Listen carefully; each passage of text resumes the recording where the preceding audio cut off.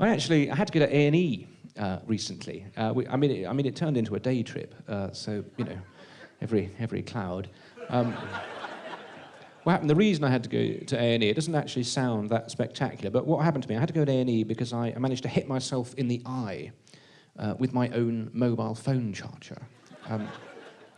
Now, I know this doesn't sound like a serious injury, but it bloody hurt. It really did. It was first thing in the morning. It got caught under something in the kitchen, and I just gave it too much of a yank, and the whole thing just came free instantly. It was like a bullwhip. I mean, it's about 7 foot long, this thing, and it just whipped up at me like that, and it flew between my glasses and where my cheekbone briefly was as a younger man. And straight into my eye, metal end first, right? It was incredibly painful. It really was a completely freakish accident, absolutely impossible to replicate. And believe you me, I have tried. I did briefly wonder if it might make a suitable climax to the show. Yeah. Oh yeah, it was an extraordinary evening. Yeah, he just banged on about how tired he was for ages and then flipped a mobile phone charger into his eye. Yeah. Metal end first. Yeah. Thrilling use of the space. So. It hit me, right? I screamed, my wife said. She sounded like I'd been shot. Not like someone had been shot, specifically how I would sound if I'd been shot. And I'm lying there on the kitchen floor in the fetal position, as I find myself all too often. A sort of mystery fluid coming out of my eye, right? And I immediately panicked. I'm not as brave as I look.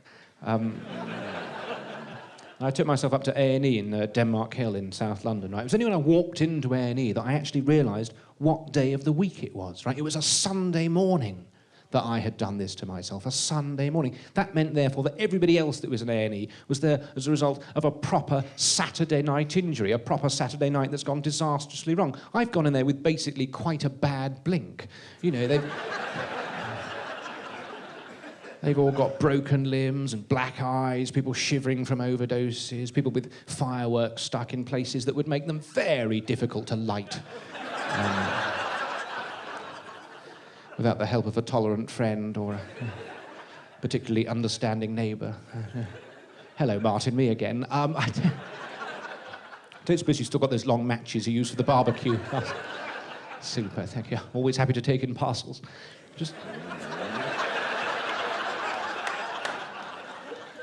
Just looking at the state of everybody else in A&E suddenly made me realise the carnage, suddenly made me realise just how far down the list of priorities I was going to be. I went up to the lady on the desk, right? She looked absolutely terrifying. She's probably been on duty for about 48 hours. And I've got a very quiet voice anyway, and I was going, my eye, I think it was my mobile phone, I think it must have got caught underneath the wine rack. And then I just sort of gave it. She can't hear a word I'm saying. She said, "Who did this to you?" I mean, I didn't know how to respond to this. Is this sort of thing the responsibility of the network provider? Ended up saying, "An intruder," you know, just to try and get a bit of respect from the other patients. Yeah.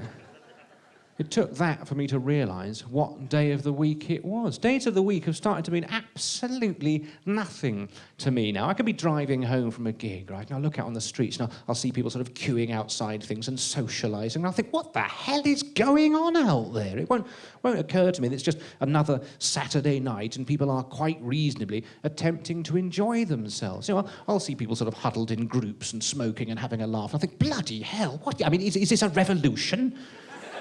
Has a pop star died? Have they done the Gaddafi on George Osborne? Gosh.